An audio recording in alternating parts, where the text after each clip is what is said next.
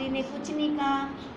बाद में उसके मन में आया, जब ब्रह्मा जी ने कहा अब जा तू, अब ठीक हो जाएगा, तेरे को आनंद आएगा संसार में। अब फिर से आए नारद जी, तो वो मन रूपी पूजा लग गया था तब उसके अंदर। फिर उससे मन से उसने चेतना शुरू कर दिया। पहली बार तो कुछ ना बोली जब लात मारी, पर मन के अंदर भाव आ गए। कैसा अतिथि है ये, एक तो सेवा मांग रहा है, ऊपर से लात भी मार रहा है बच्चे को। पहली बार मन में आ गया, दूसरी बार रुकी नहीं, दूसरी बार उसने सामने के सामने बोल दिया। जो करवाया था भोजन, वो देखो कर्म रूप में कैसे परिवर्तित हो गया। अब कर्मों की रील चल पड़ी। अब यही कर्मों की रील कैसे चली, जब वो मन लगा चेता मन से। अब यही कहते हैं कि इससे वह चित्त भाव को प्राप्त हुआ है। जैसे शूद्र की संगति करके ब्राह्मण भी अपने को शूद्र मानने लगता है। संग का है ना रंग, जैसा संग होगा वैसा ही रंग चढ़ेगा हमारे ऊपर। अज्ञान से घिरा हुआ जीव महादीन भाव को प्राप्त होता है। अब जो अज्ञान से घिरा हुआ जीव है, मतलब क्या है? अज्ञान से घिरा हुआ जीव है मतलब संसार में रच्चा पच्चा पड़ा, अविद्या उसको सही लग रही है। अविद्या ये शरीर चढ़ा पड़ा है, ये मैं चढ़ी पड़ी है उसके ऊपर। कहते हैं वही महादीन है, वही तो दुखी है। दुखी कौन है यहाँ पर? विचार करें। जो स्वरूप से दूर है, जो स्वरूप से दूर होगा तो अज्ञान में शरीर को मान रहे मैं और मेरा, सबसे ज़्यादा दुखी वही है। तभी कहा कि जीव महादीन भाव को प्राप्त हुआ, जड़ देह के अभ्यास से फिर कष्ट पाता है। अब देह के अंदर शत्रु कौन है? काम, क्रोध, लोभ, मोह, अहंकार। ये 5 भाई बैठे हैं इस शरीर पे कब्जा किए हुए। फिर कहते हैं काम, क्रोध, मोह, पित्त आदि में फिर वो जलता मरता है। जैसी जैसी भावना होती है वैसा कर्म वह करता है। कभी ना हम ध्यान दें अपने कर्मों में, सबसे पहले जो हम कर्म करते हैं ना मन के अंदर आते हैं। अब बहुत दिनों से हो रहा था पूड़ी खानी है, मन के अंदर चल रहा है खानी है। एक दिन ये क्रिया करवा देगा मन, वो कढ़ाई उठवा देगा, तेल उसमें डलवा देगा, सारी क्रिया करवा देगा। पहले आया कहाँ? मन के अंदर। अब कहते हैं वैसे ये कर्म करता है। फिर जैसे इसके अंदर आता है ना, वैसा का वैसा कर्म करता है, और उन कर्मों की भावना से मिला ये भटकता रहता है। अब रहा तो सारा टाइम संसार में, अज्ञान में, मैं करता रहा, कर्तापन में रहा। फिर अंतमति उसकी कौन सी चलेगी? वही शरीर वाली चलेगी, इसे अलग तो नहीं चलने वाली। अब अंतमति में भी वही उसका चलता रहा, तो वो कर्मों के अंदर इच्छाई वासनाएं उसकी ख़त्म ना हुई, मोह उसका ख़त्म ना हुआ। फिर देखो फिर मुड़ आएगा यहीं पर। कहाँ जाएगा वो? फिर कहीं और जगह जा सकता है? जा ही नहीं सकता। कुएं का मेंढक ही रहेगा वो, बाहर की अनुभूति ले ही नहीं सकता। फिर वो कहते हैं जैसे रथ पर आरूढ़ होकर रथी चलता है, वैसे ही जीव आत्मा मन, प्राण और कर्मों से चलता है। तभी तो उसको जीव कहा। अपने मन के अनुसार कर रहा है। मन किसके ऊपर चढ़ रही है? प्राणों के, है ना, सवारी है ना, तो वहाँ चल रही है। अब वहाँ से फिर उसके कर्म बनते हैं। अब देखो कोई भी कर्म करते हैं, प्राण चाहिए हमें करने के लिए। अगर नसों में ताकत नहीं है ना, हम कर्म नहीं कर सकते कोई भी। अब वही कह रही हैं, अब कर्म करते हैं तो हमारे बन जाते हैं। कर्म कोई क्रिया कर रही है, मैंपन से कर रही हैं, तभी तो बन रही हैं।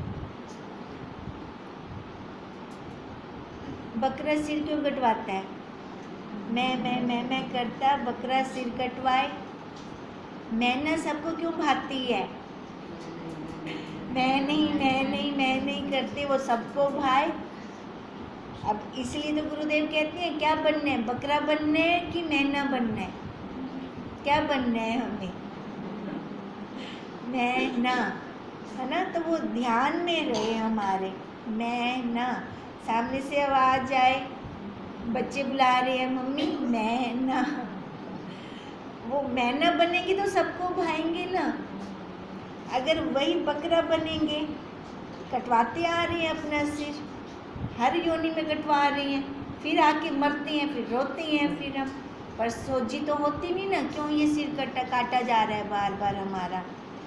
हे मुनीश्वर, चैतन्य ही जड़ दृश्य जो अंगीकार करके जीव तत्व को प्राप्त होता है और मन प्राण रूपी रथ पर चढ़कर पदार्थ की भावना से नाना प्रकार के भेद को प्राप्त होता हुआ स्थित होता है।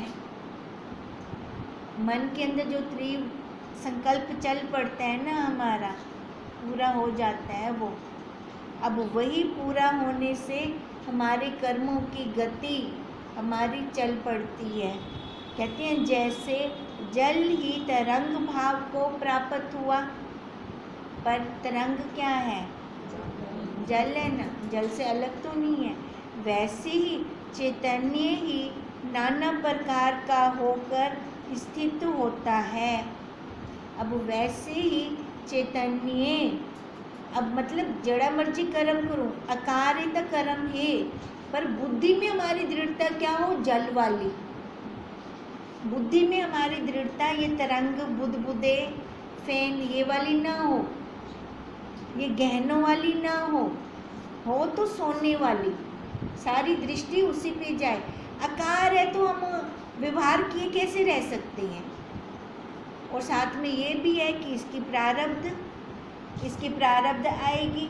अब ये तो नहीं कि हम जड़वत बैठ जाएंगे भी आवने प्रारब्ध, ऐसा तो नहीं होगा। जो हमारी प्रारब्ध का है ना, वैसा ही बुद्धि के अंदर आ जाएगा भी ये क्रिया करनी है, ये क्रिया करनी है ना? तो वो अपने आप करवाएगा हमें सारा कुछ, पर हमें ध्यान कहाँ हो, हमारी नज़र कहाँ हो? साक्षी पे हो। कर्म तो करें पर वहाँ पे फंसे ना, वहाँ पे गहनों को ना देखें, अंगूठी को ना देखें। देखें तो किसको देखें? सोने को देखें तो जल को देखें। अब इसीलिए कह रही हैं कि वैसे चैतन्य ही नाना प्रकार का होकर स्थित हुआ है। अब नाना प्रकार का होकर स्थित हुआ है, सब उपाधियों में, बच्चों में, पति में, बाहर जाते हैं, जॉब करते हैं तो बाहर भी सब में उसी को देखना है। अलग अलग एक उपाधि को लेकर नहीं आना। निदान यह जीव कला आत्मा की सत्ता को पाकर वृत्ति में सफूरण रूप होती है। तभी तो कहा कि जो इसकी प्रारब्ध में है ना, वो इसकी बुद्धि में आ जाएगी, बुद्धि में आ जाएगा। तो पर ध्यान रखना है, बुद्धि मिली है ना, तो ये भी ध्यान रखना कि ये क्रिया सही है कि गलत है। ये भी ध्यान, हमें ना पता नहीं चलता कि ये मेरी प्रारब्ध का है कि क्रियमाण कर्म है मेरा, तो इसकी सोझी रखनी पड़ेगी हमें। अब सोझी रखने का एक ही तरीका है, कर्म करो पर कर्तापन ना लाओ। कैसे देखेंगे ये हमारा क्रियमाण है कि हमारी प्रारब्ध है? कैसे जाने हम इसको? पर गुरुदेव ने एक युक्ति तो दी है, तो कर्तापन ही ना ला। कृष्ण जी ने अर्जुन जी को कहा था ना, सबकी गर्दन काटा, पर अपने को मत मानना कि मैं काट रहा हूँ। कर्म करें, बुद्धि के अनुसार कर्म करें, पर ध्यान रखें कि कर्तापन ना लेकर आए। मैंने किया मतलब न उसके प्रति राग हो मन के, और ना ही उसके प्रति द्वेष हो। कर्म हो हमारा, कर्म के बिना ये शरीर नहीं रह पाएगा। अब इसलिए कह रही हैं कि वैसे ही जैसे सूर्य की सत्ता को पाकर नेत्र रूप को ग्रहण करती है, वैसे ही परमात्मा की सत्ता पाकर जीव वृत्ति में चेतता है। मन रूपी जीव बना तो मन रूपी पुर्जा तो आ गया, जल है तो तरंग आ गई, ठीक है। अब कहते हैं अब वो आ तो गया, पर ध्यान रहे ना ये मन रूपी पुर्जा किसकी सत्ता से आया है? साक्षी की, उस परमात्मा की सत्ता से आया है। बिना उस परमात्मा की सत्ता से ये मन रूपी पुर्जा आ ही नहीं सकता। तो इसलिए गुरुदेव कह रहे हैं अपनी वृत्ति को हम हर टाइम देखते रहें, छोड़े ना इसको। अब कहते हैं बिल्ली बैठी है, डंडा हाथ में है, तभी दूध नहीं पिएगी। अगर वो डंडा हाथ में नहीं है तो दूध पी जाएगी वो।